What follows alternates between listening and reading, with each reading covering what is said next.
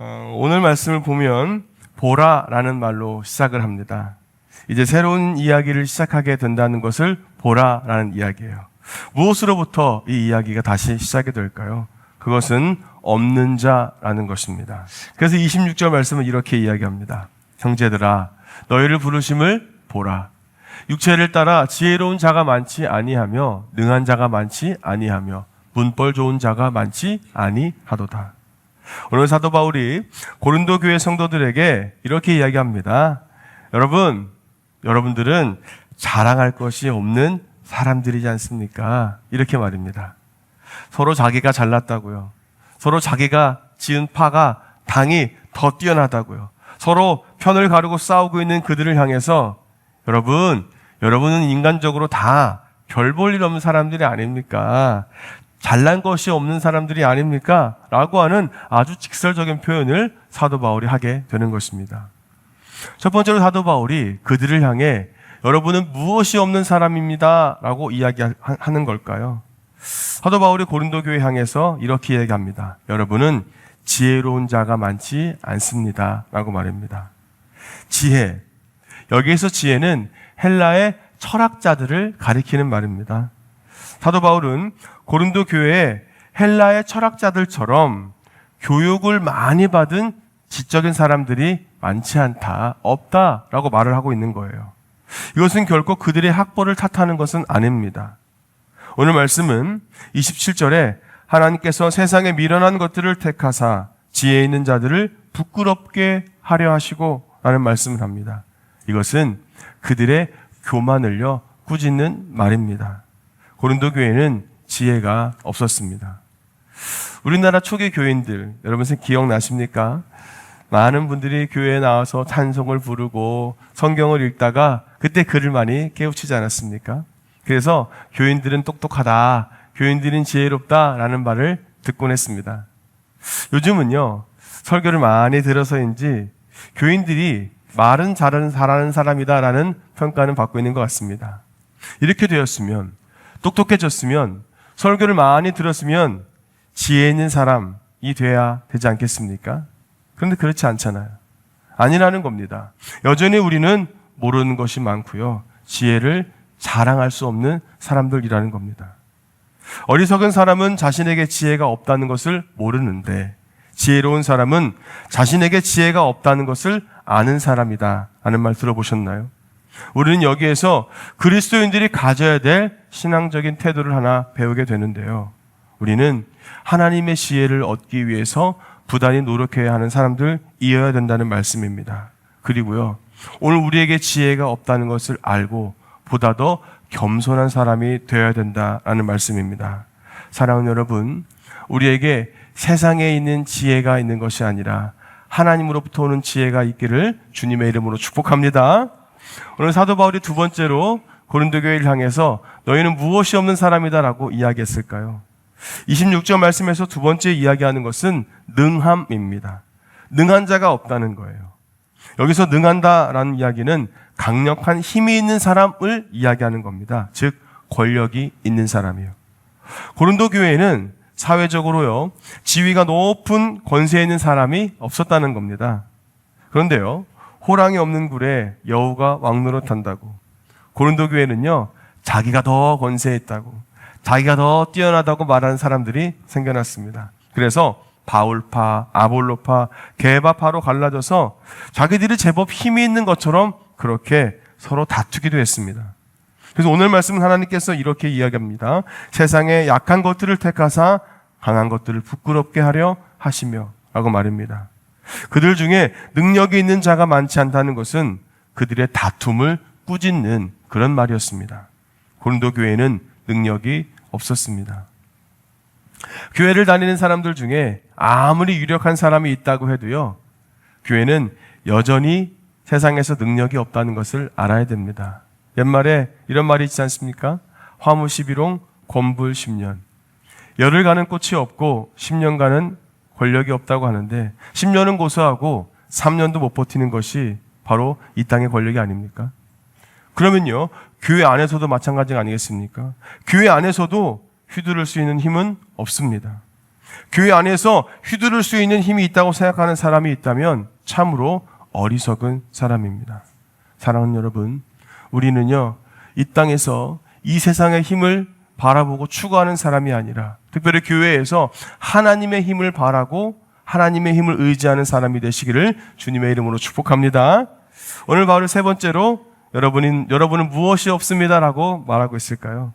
26절 말씀에서 세 번째로 이야기하는 것은 문벌 좋은 자입니다. 여기서 문벌 좋은 자는 좋은 가문에서 태어난 사람을 이야기하는 겁니다. 사회적으로 상류 계급에 속한 사람, 즉 귀족을 이야기하는 건데요. 고린도 교회에는 이런 사람이 없었다는 거예요. 오히려 28절에 하나님께서 세상에 천한 것들과 멸시받는 것들과 없는 것들을 택하사라고 하였습니다. 그들은 한마디로요, 별 볼 일 없는 사람들이었다는 겁니다. 고린도 교회를 구성했던 사람들은 인간적으로 서민이나 천대받는 노인들이 많았습니다. 그런데요, 그 교회 안에서 스스로 귀족인 채 하는 사람이 있었다는 거예요. 요즘 사회는 어떻습니까? 귀족이 있습니까? 없죠. 다만 돈 많은 사람들이 스스로 귀족인 채 하고 살아갈 뿐입니다. 물건을 파는 입장에서도요, 마케팅 전략으로 자신들의 물건을 사용하는 고객이 귀족처럼 느껴지는 인상을 주면서 물건을 판매하고 있을 뿐입니다. 그래서 스스로 명품이라는 것을 입으면서 사용하면서 스스로를 귀족이라고 착각을 하지 않습니까? 그런데 교회 안에서 스스로를 귀족이라고, 스스로를 대단한 사람이라고 착각하는 사람이 있다면, 우리 가문은 특별해, 나는 특별해, 나는 보다 더 높은 사람이야 하는 사람이 있다면 어떻게 되겠습니까? 고린도 교회는요, 바울에게 세례를 받았다는 것만으로, 아볼로에게 교육을 받았다는 것만으로 자신들을 특별하게 여기는 사람이 있었다는 거예요. 자기를 스스로 대단한 사람으로 여기는 사람들이 있었다는 겁니다. 그런데 사도 바울이 이것을 어리석은 거라고 말하고 있다는 겁니다. 오늘 말씀에서 왜 사도 바울이요, 이 고린도 교회를 향해서 너희는 지혜도 없고 권세도 없고 문벌도 없는 사람이 아니냐라고 직격탄을 쏘았을까요?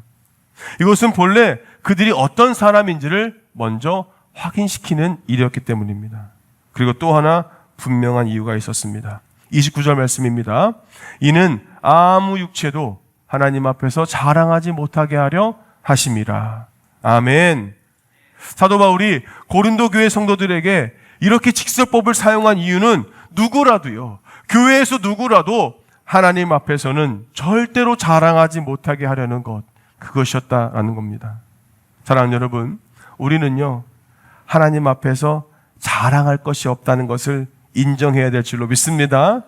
사람이 지혜가 있다면 얼마나 있습니까? 사람이 권력이 있다면 얼마나 있습니까? 재산이 있다면 얼마나 있습니까? 유난히 힘이 장사인 개미가 한 마리 있었답니다. 다른 개미들은요, 쌀 한 톨을 겨우 드는데 이 개미는요, 2톨을 드는 거예요. 많은 개미들이 우와 이러면서 나는 쌀 한 톨 겨우 드는데 2톨이나 들다니 막 부러워하고요, 우러러 보는 겁니다. 교만해진 개미가요. 그래? 그럼 넓은 세상에 가서 내가 얼마나 힘이 센 개미인지 자랑해야 되겠다. 개미가 사람들이 많은 시장에서요, 힘 자랑을 하는 겁니다. 쌀 하나를 딱 들고 또 하나를 들면서 던져가면서 받아가면서 자기의 힘을 자랑합니다. 하지만 이 누구 하나 이 개미를 바라봐주는 사람이 없다는 거예요. 오히려 쌀 한 발을 힘있게 이고 가는 꼬부랑 할머니의 발에 밟혀 죽고 말았습니다.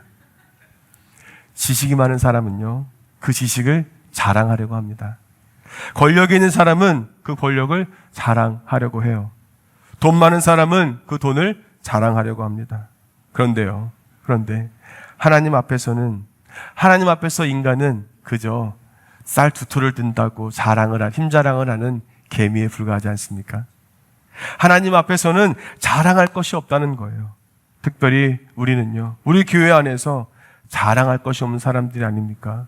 그러면요, 우리 교회는요, 인간적인 것을 자랑하지 않았으면 좋겠어요. 아멘. 우리는요, 예수님만을 자랑하는 저와 여러분 되길 주의 이름으로 축복합니다. 그런데요, 오늘 사도 바울이 고린도 교회 성도들을 자랑할 것이 없는 사람들이다, 너희는 지혜도, 너희는 문벌도, 너희는 능력도 없다 라고 이렇게 이야기하는 이유가 무엇일까요? 그들을 업신여겨서 그들을 그렇게 쭈구리하게 만들려고 하는 것이 아니었습니다. 이렇게 말한 이유는 근본적으로 그들에게 없는 것 말고 있는 것을 말하기 위함이었습니다. 우리들이 없는 것만 생각한다면 인간적으로 너무 슬프지 않겠습니까?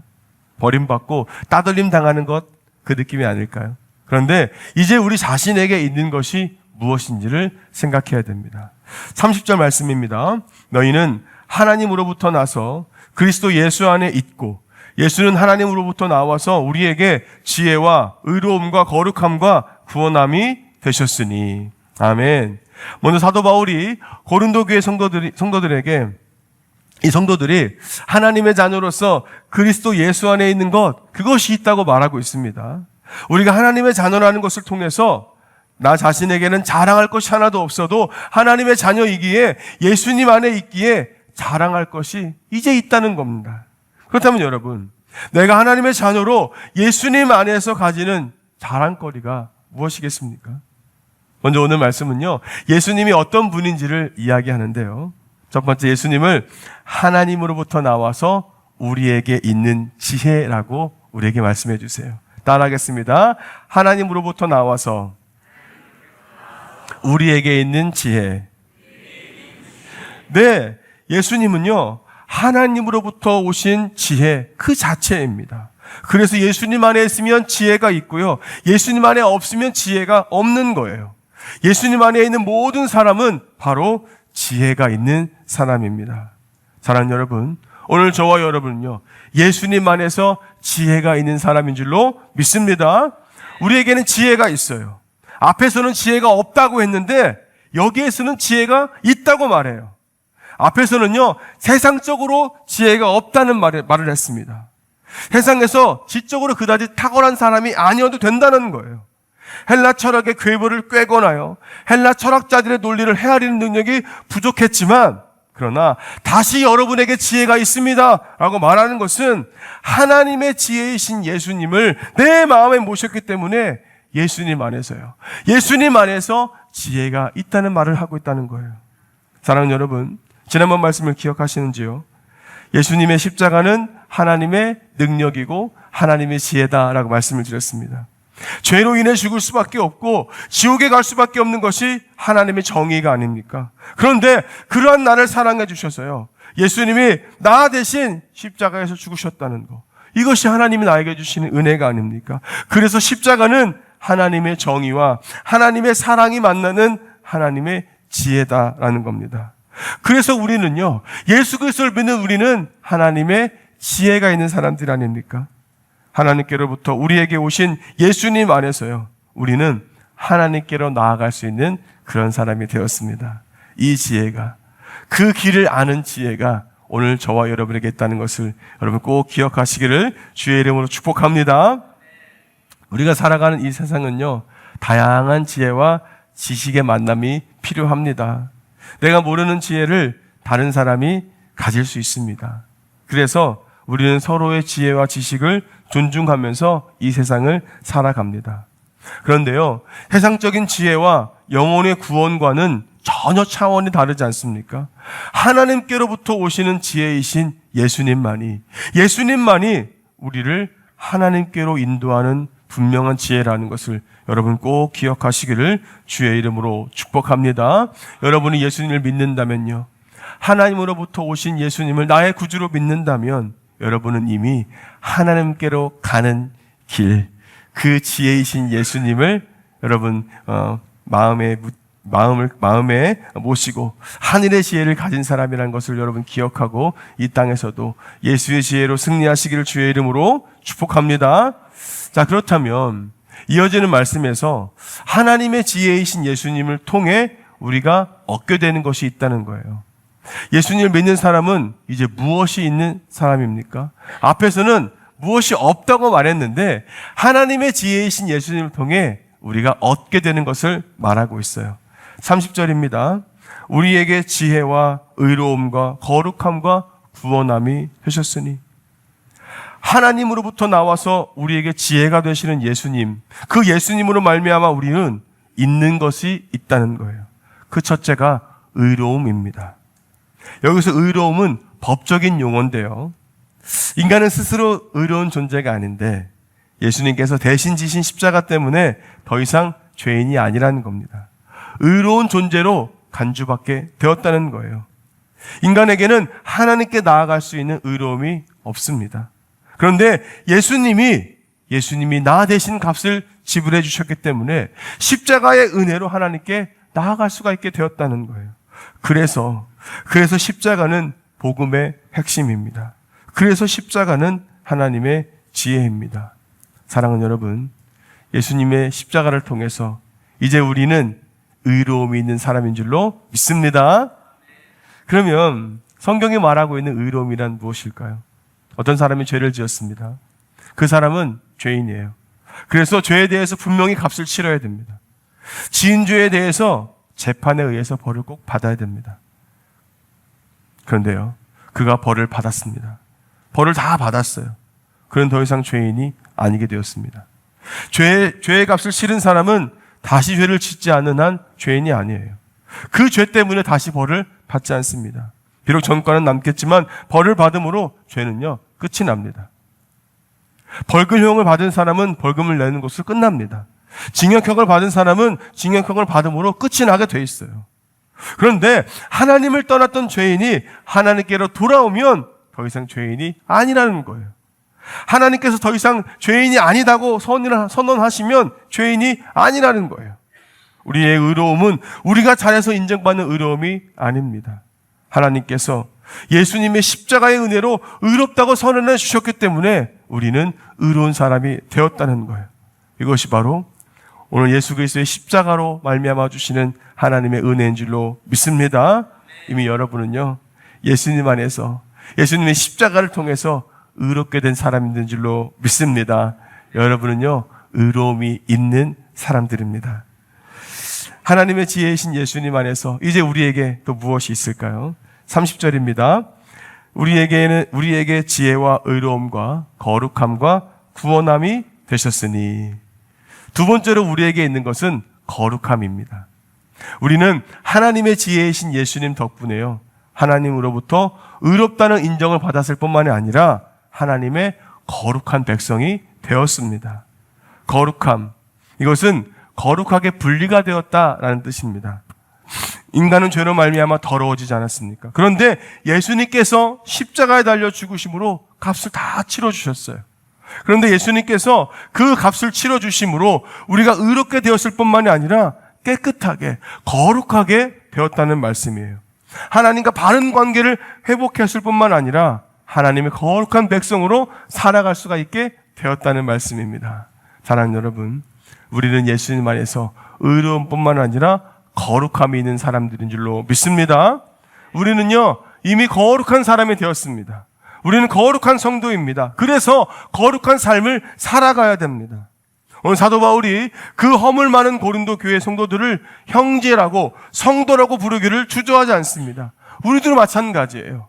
우리도 서로 형제요, 자매라고 불러야 됩니다. 성도라고 불러야 돼요.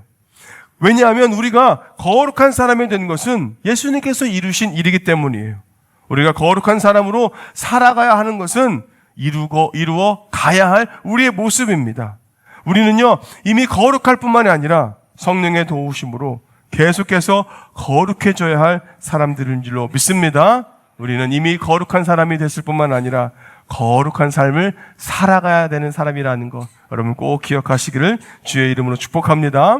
지난번에도 말씀을 드렸지만요, 우리 교회는 복음주의와 경건주의를 지향하는 교회입니다. 복음주의는 예수님의 십자가로 인해 우리가 죄사함을 받았다는 것, 그래서 하나님의 자녀가 되었다는 거고요. 경건주의는 죄사함을 받은 우리가 경건하게, 즉 거룩하게 살아야 한다는 것입니다. 우리는 하나님의 자녀로 거룩한 사람이 되었기 때문에 경건하게, 거룩하게 살아가야 되는 사람들인 줄로 믿습니다. 또 우리에게는 무엇이 있습니까? 30절 말씀입니다.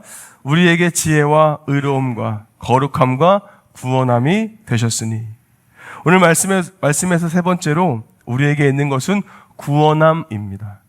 여기서 구원함이란 이야기는 구속, 속량, 벗어남을 이야기하는데요. 우리는 더 이상 값을 치러야 될 더 이상 치러야 할 값이 없는 자유로운 사람이 되었다는 거예요. 우리는 죄에서 해방된 사람이 되었다는 겁니다. 우리는 예수님 안에서 구원함이 있는 사람들입니다. 어떤 사람은 구속받는 것이 싫어서 교회에 나오지 않겠다고 말한 사람들이 있더라고요. 어쩌면 종교화된 기독교 신앙 때문에 오해가 생긴 것일 수 있습니다. 성당 다니는 것이 조금 더 편해서 성당에 간다고들 합니다. 가톨릭의 구원이 없다고 단정 짓지는 않겠습니다만 가톨릭의 구원은 여러 가지 조건과 성사들이 있습니다. 그런데요, 우리의 구원은요, 하나밖에 없습니다. 십자가밖에 없어요. 예수님밖에 없어요. 예수님을 하나님의 능력이고 하나님의 지혜로 믿는 사람들이 바로 구원받은 하나님의 사람들입니다. 그들이 바로 부르심을 받은 하나님의 사람들입니다. 하나님께서 우리를 찾아와 주시고요, 만나 주시고 믿어지게 하셨어요. 우리는 예수님의 이름으로, 오직 예수님의 이름으로 구원받은 하나님의 사람들인 줄로 믿습니다. 그래서요, 오늘 말씀을 보면 예수님 안에서 우리에게는 구원함이 있다라고 우리에게 말씀해주고 있는 것입니다. 그러면요, 하나님의 지혜이신 예수님께서 우리에게 의로움과 거룩함과 구원함을 주셨습니다. 그러면 이것을 우리에게 주신 이유가 무엇일까요? 31절 말씀을 다 같이 한번 읽어보겠습니다. 31절입니다. 기록된 바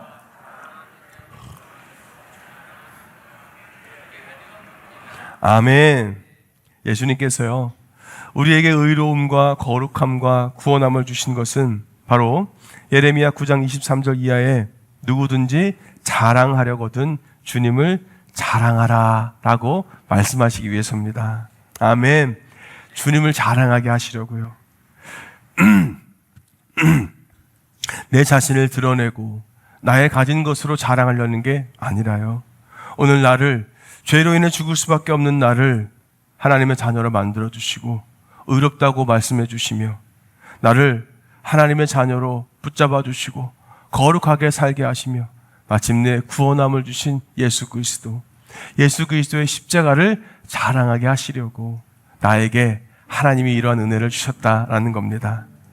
내 자신이 아니라요, 내가 가진 것으로 자랑하는 것이 아니라 예수님이 영광을 받으시게 하시려고 오늘 우리를 부르셨다라는 겁니다. 사랑하는 여러분, 세상적으로요, 우리가 자랑할 것이 없어도요, 가진 것이 없어도요, 손을 들면서 나 이거 있습니다라고 뽐낼 것이 없어도요, 우리는 예수님 안에서 분명히 자랑할 것이 있는 사람들인 줄로 믿습니다. 예수님 안에서 자랑할 것이 있다라는 말은요, 내 자랑의 근거가 예수님이시라는 거예요. 하나님 앞에서는요, 지혜, 능력, 문벌 어느 것도 내세울 수 없다는 거예요. 하지만요, 예수님 안에서는 우리에게 자랑할 것이 있지 않습니까? 이미 의롭다고 우리를 선언해 주신 것, 이미 나를 거룩한 하나님의 자녀라고 성도라고 불러주신 것, 이미 너는 구원받은 하나님의 자녀다, 너는 내 사랑하는 하나님의 자녀다 라고 말씀해 주신 것, 그것을 우리는 자랑할 수 있지 않습니까? 이런 일을 이루어 주신 예수님을 어찌 자랑하지 않을 수가 있겠습니까?